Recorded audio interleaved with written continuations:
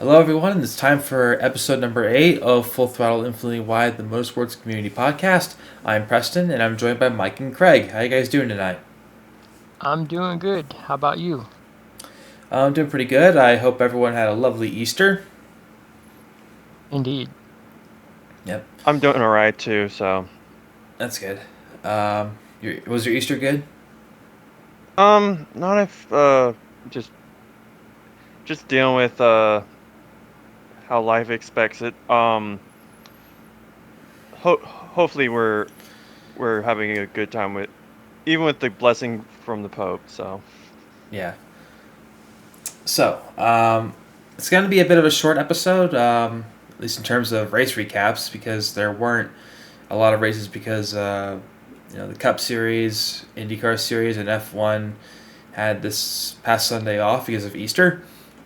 But we're going to talk about the NASCAR Craftsman Truck Series race and NASCAR O'Reilly Auto Parts Series race at Rockingham in North Carolina. And we're also going to talk about one of our special topics. We're going to talk about tracks we'd like to see on the NASCAR schedule in the future, whether those tracks be ones of the past or like some ones that the National Series haven't visited before. So, let's start off with the Truck Series race at Rockingham. And I know I say this way too many times, but to the surprise of probably nobody, the winner was Corey Heim. How this man still does not have a full-time ride, I have no idea. He really deserves one, based on just how great of a driver he is. It was indeed Heim time once again. Indeed, he led 178 laps and just barely beat Caden Honeycutt to the line. If it weren't for a late race caution, he probably would have had a really big lead.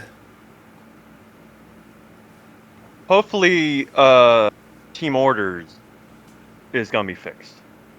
Yeah. I didn't really notice any team orders, but whatever.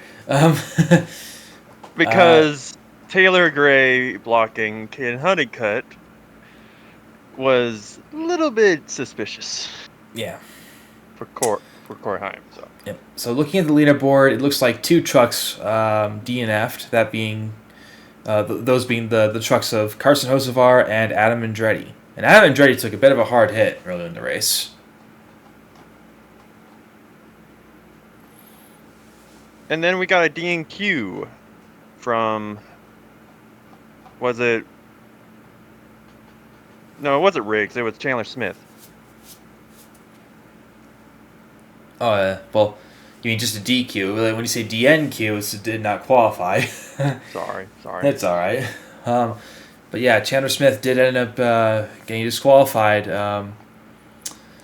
What was his penalty for again? Was it I think it was something with the car itself, not with the. I don't think it was lug. It failed the minimum height. That's what it was, height. Yeah. I knew it wasn't lug nuts. Was too low. I knew it wasn't lug nuts. I was certain it was something on the size of it. So. Yeah. But I thought this was a pretty decent race at Rockingham for the Truck Series. Did you?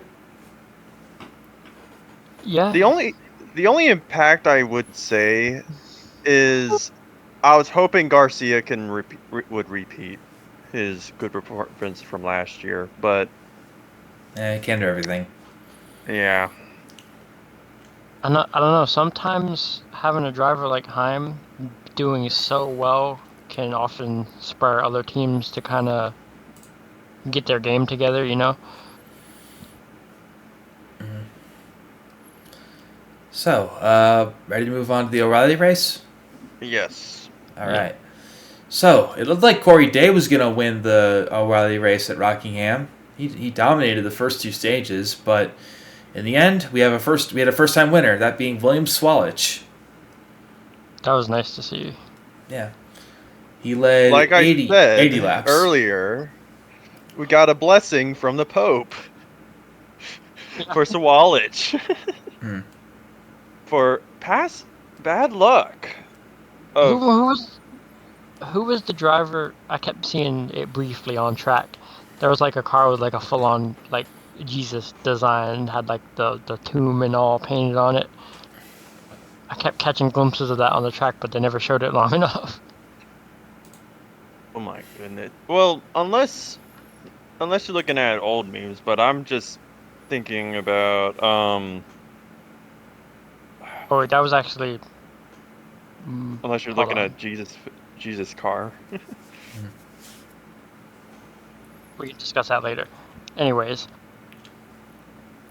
I thought it was a pretty good race. The Rockingham always puts on a good show, I think, though. Yeah. It's a shame the Cup Series hasn't gone back there in a while. Yeah, we have a It'd be nice buddy to who see. says that the track would be too narrow for the next gen Cup cars. That is a good thought, but the only thing I would have a problem with in that regard, it would do wonders if they use the extra pit stop and do Sonoma like Yeah.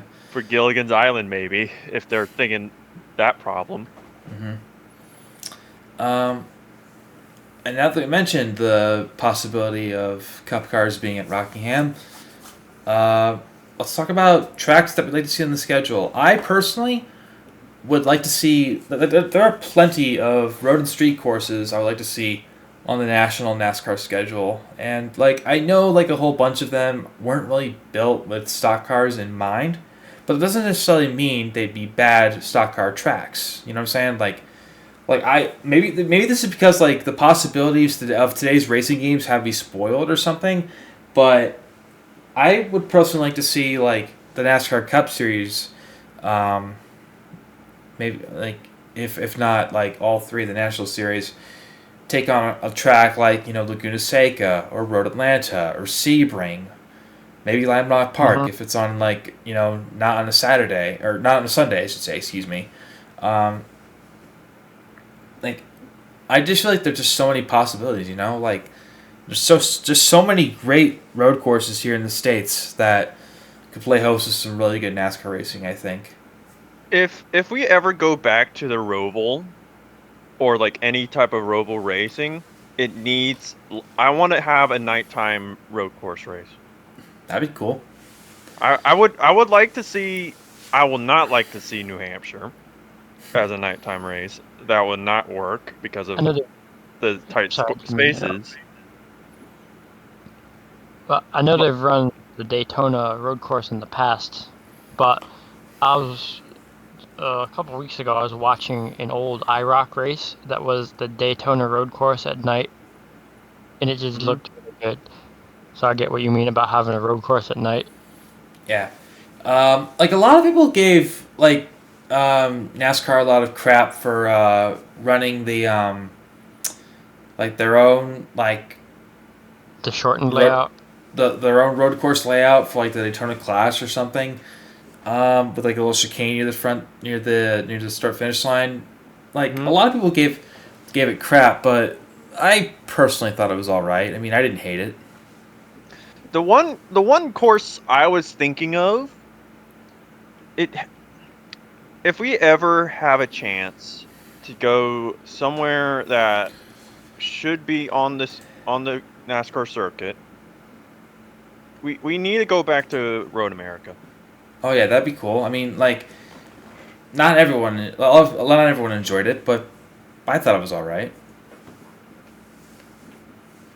Road America or Milwaukee Mile. That's the only two I can think of right now for. Has Milwaukee Mile ever hosted a Cup Series race? I don't think it has. I swore it did once in like the late like 60s and 70s, I think. I'll look that up. But I was thinking Milwaukee Mile or Road America if it had to be Midwest. I'm not doing Mid-Ohio. But why we haven't gone back to road courses for certain series doesn't mean it has to be on. We don't have to follow suit with all the other series. Like, I love the fact that we had them together doing when we used to do Indy road course with IndyCar or O'Reilly in the past, but also have it go towards having it with the oval for Cup. I like that setup, but I understand the management problem of setting up the course fast enough to get the practice and qualifying in time. Yeah, you know what's a track that I would really like to see the Cup Series go to again? What would that be? It was a track they went to in the past. I think they only went there once or twice. Calder Park in Australia. Like you wanted to run the oval there, or Yeah, the old oval. Yeah. The Yeah, track would those need a might lot be. of revamping, of course, but the track is still around. Yeah.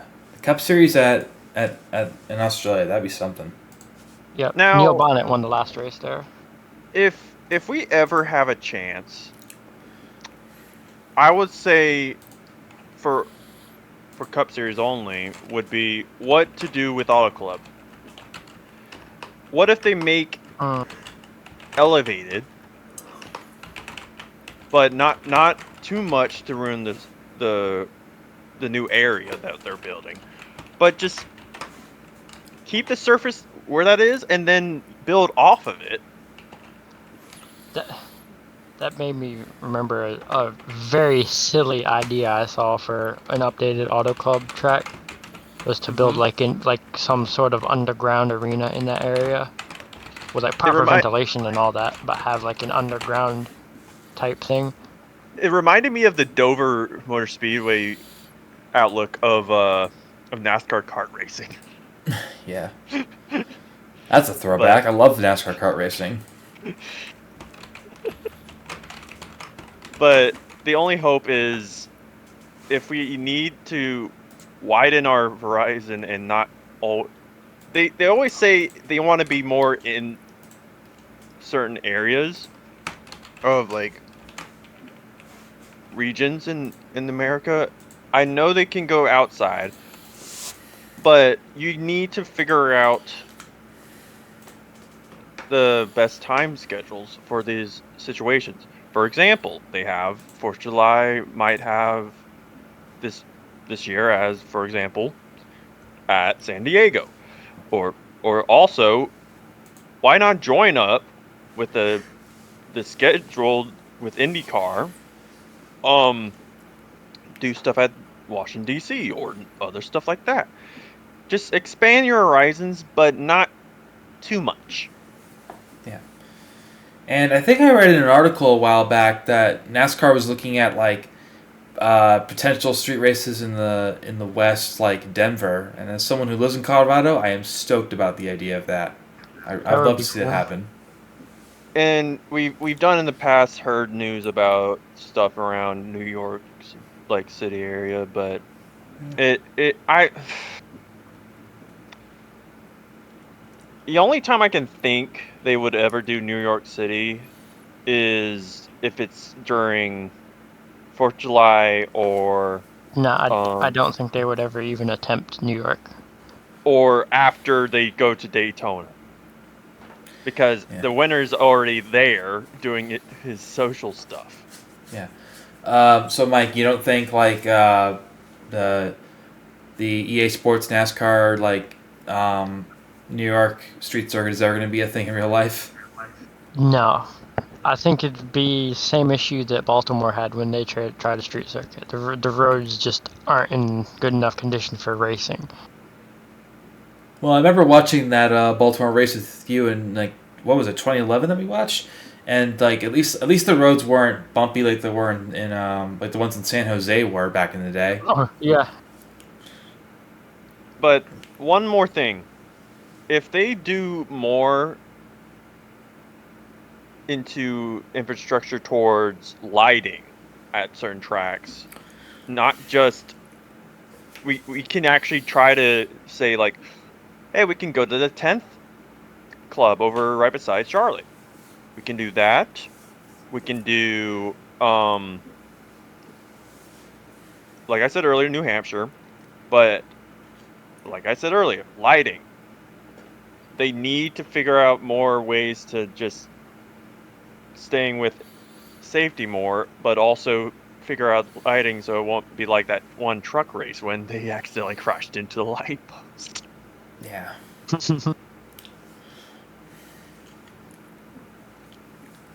Another interesting track to see would be the Phoenix Road Course. Isn't that A lot like of no people longer a don't- thing? I think it's The- inside that. I think that's inside where all the. I know it's all where camping is, but I don't think any of it is outside. I think it's too small to do that. It's smaller. I know the fair track's enough. smaller than New Hampshire. I know that's how small it is. Yeah. I don't think.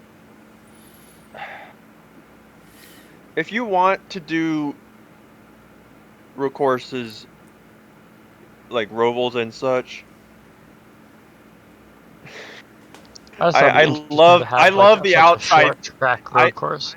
I love the outside thinking, like outside the box thinking. Because I'm not talking about the old one. I'm talking about the modern one it has, which is just like it's like a little loop that goes through the infield. Yeah. That's what I'm saying. But I'm thinking I want outside the box because we need. I really like the going outside the track more. Yeah. Yeah. And speaking of going outside the track, imagine if one day NASCAR was like, you know what, let's race on the streets surrounding Daytona. It'll be like Speedway Boulevard in the video games. Oh, that brings up another one. It would be really difficult, but it would be really funny to see them run the old original Daytona Beach layout. Oh if man, they could that'd be figure out how to sweet. do that. I think what was it? NASCAR Thunder 2003 had that in it. And Thunder 2004. Yeah. Imagine the actual Watkins Glen. Like Powder. the boot. Yeah. That'd be something. But they actually had. I was looking into all of the motocross, or no, not motocross, MotoGP, or like the U.S. versions of MotoGP races at Daytona. That layout too. But I don't. If we're doing Indy again, I want them not to do what happened with 21. I don't want them to race like how they did at 21. I want them to do how it was without the little inlet or the lightning bolt shape. Yeah. I mean, I thought the last road course layout that NASCAR used for Indy was all right, but that's just my opinion. I just at the I think turn 5-6 area. Yeah. Before the second straightaway. Yeah. There's another track that used to be on my list for tracks I'd like to see NASCAR go to, but as of this year, unfortunately, no longer exists. Which is? That is Pittsburgh International Raceway. Oh yeah, I heard that one was shut down. Yeah. That would have been my local road course if they did go there. That's fairly close to me. It would fix the demographic for more of my neck of the woods as well, but I hope NASCAR knows that they can seek revisions and actually know what could be possible with schedules sooner or later. But it's all with the track choices we have. It's all about the plans they have for the future. I feel like around the next TV deal, our chances is only if that after that TV deal's done. Yeah. And regarding me with the wishes of more road courses, I'm not asking for NASCAR to turn into IMSA here. All I'm saying is I just like variety. Like as fun as oval racing, a little bit more variety. Yeah. Yeah, like as fun as oval racing is, there's only so many ways to sing the song. You know what I mean? I would say one thing. We need, I think, from last Cup race at Martinsville. I might say we might take away the spring one. Replace the spring Martinsville. Talking about variety, that brings up a point. My uncle mentioned this to me because we were discussing the various different all-star races they've done throughout the years and all the gimmicks they've tried with them. And he mentioned running the all-star race on the oval, but you know how they do multiple stints in the all-star race? Run one stint on the oval and then the other half of the race on the roval, or vice versa, whichever way they go about that. I think that would be a really fascinating race. Yeah, it would be. But I would also say this: when they do the 10 laps, the 10-lap shootout, they do the road course on the 10-lap shootout, and then the second stint going opposite direction. Oh wow! Yeah. At Charlotte. All right. Like Tony Stewart said, but I think we got enough plans. I had a little comment to touch on with the TV deal thing. I do gotta say I liked that the O'Reilly series is being on the same TV channel throughout the whole year, because that makes it easy to watch for me. Yeah. I think the CW does a pretty good job with their coverage, but that's just my opinion.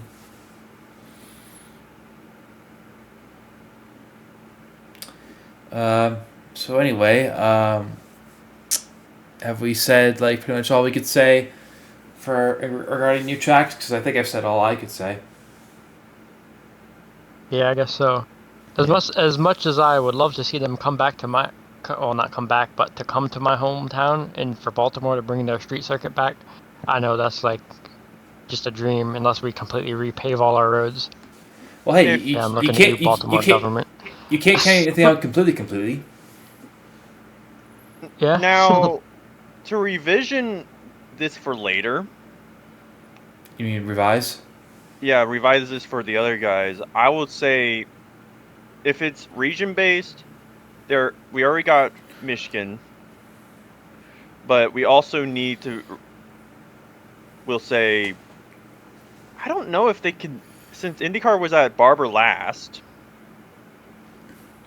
I don't know if they can even think of Barber or somewhere in New Orleans.